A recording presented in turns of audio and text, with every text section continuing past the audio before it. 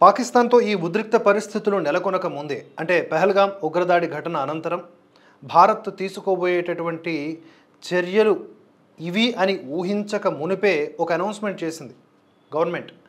ఏమని అంటే భారత భద్రతా బలగాలకు సంబంధించిన ఇన్ఫర్మేషన్ విషయంలో జాగరూకత వ్యవహరించండి, మిస్ఇన్ఫర్మేషన్ ఇవ్వకండి, ఫేక్ వీడియోలు ఇమేజీలు ప్రచారంలోకి తీసుకురాకండి, ముఖ్యంగా మన డిఫెన్స్ కదలికలని ప్రొజెక్ట్ చేయకండి. ఎందుకంటే డిజిటల్ యుగంలో ఉన్నాం, అందులోనూ ఇంటి దొంగలు నిండా గల దేశం మనది భారతదేశం. అయినా కూడా మన మీడియా ఆ ముష్టి టీఆర్పీ రేటింగ్ల కోసమని ఇష్టారాజ్యంగా వ్యవహరిస్తూ ఉంది. సహించలేనటువంటి తప్పులు ఇవి.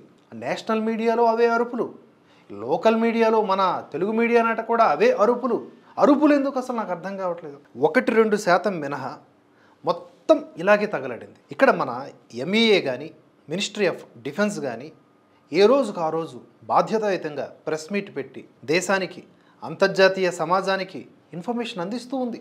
పాకిస్తాన్ చేసిన దురాగతాల్ని దుస్సాహసాల్ని ఎండగడతా ఉంది. ఏ విధంగా వాటిని రిటాలియేట్ చేస్తూ వారి ఎత్తులను చిత్తు చేస్తూ ఉన్నాం, అలాగే పాకిస్తాన్ చేసినటువంటి దురాగతాల వల్ల ఎంత నష్టపోయాం, వారిని ఎంత నష్టపరిచాం, ఈ విషయాలన్నీ ఆధారాలతో సహా చెబుతోంది మన ministry of defence and MEA. వాటన్నింటినీ మనం పట్టించుకోకుండా ఈ సోషల్ మీడియాలో వస్తున్న వార్తలు ఇక్కడ 2 రకాలండి, గుర్తుపెట్టుకోండి. ఒకటి, భారతదేశ ఆర్మీ బలంగా ముందుకు వెళ్ళాలని ఆకాంక్షించటం, దానికి అనుగుణంగా పోస్టులు పెట్టడం, జై జవాన్ అని, భారత్ మాతాకి జై అని, లేదా జై భారత్ అని ఇలా పోస్టులు పెట్టడం. దాన్ని ఎవరైనా ఎద్దేవా చేసి తప్పే, ఎందుకంటే కొంతమంది వాటిని కూడా క్రిటిసైజ్ చేస్తూ ఉన్నారు. జై జవాన్ జై భారత్ అన్నా కూడా ఇక్కడ ఉండి పోస్టులు పెట్టడం కాదురా, బార్డర్లోకి వెళ్ళి ఫైట్ చేయు, తప్పు కదా అది. భారతదేశం పట్ల ప్రేమను వ్యక్తపరచడం, ఆర్మీకి మద్దతుగా నిలుస్తూ 4 మాట్లాడడం, దాన్ని కూడా ఇలా నామోషీలాగా చేసే ప్రయత్నం చేయడం తప్పు కదా.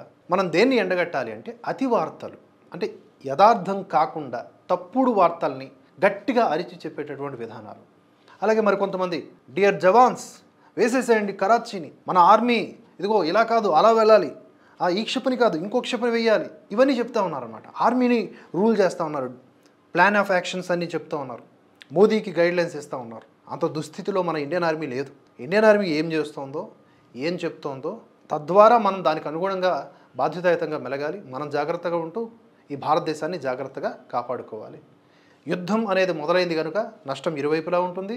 దీంతో వచ్చేటటువంటి లాభ నష్టాలు ఇప్పటికిప్పుడు తెలియవు, ఇది ఎన్నాళ్ళు కొనసాగుతుందో తెలియదు, ఎలాంటి రూపుదాలుస్తుందో తెలియదు. కనుక అతి చేష్టలు మానుకోవాలి. మీడియా ఛానల్స్లో ఆ యాంకర్స్ అరుపులు, ఇప్పుడే బ్రేకింగ్స్ అందుతున్నాయి, మొత్తం లాహోర్ పేలిపోయింది, కరాచీ కాలిపోయింది, ఇక ఇండియన్ ఆర్మీ తన తడాఖా చూపించింది, అయితే ఇండియన్ ఆర్మీ S-400కి బదులు ఇంకా ఏమైనా మిసైల్స్ యూజ్ చేస్తే బాగుండు అనిపిస్తోంది, మొత్తం పాకిస్తాన్ నామరూపాలు లేకుండా అయిపోయింది, ఆర్మీ దబ్బా పాకిస్తాన్ అబ్బా.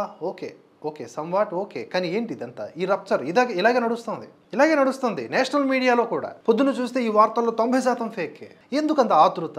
కనుక మనమే జాగ్రత్తగా ఉండాలండి. సమాచారాన్ని యథాతథంగా అందించేటటువంటి ఛానల్స్ని ఫాలో అవుదాం. జై హింద్, జై భారత్.